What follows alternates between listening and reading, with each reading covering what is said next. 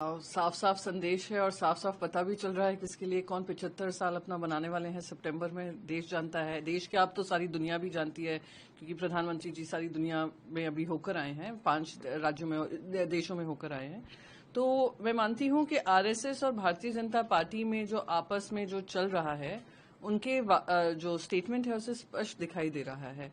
और 75 साल का जो एज लिमिट था, वो खुद भारतीय जनता पार्टी ने जब सरकार बनाई थी 2014 में शुरुआत की थी, जहां पे जो 75 साल के ऊपर थे उन सबको मार्गदर्शक मंडली में डाल दिया था।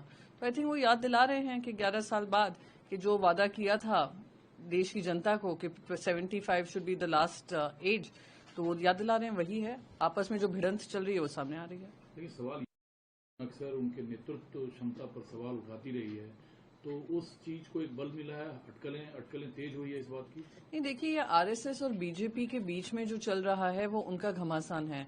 उससे क्या फॉल आउट होगा ये कोई किसी को पता नहीं है। पर जो 75 साल का जो नॉर्म था वो इन्हीं ने शुरुआत की थी, विपक्ष ने तो दी नहीं थी, इन्होंने ही शुरुआत की।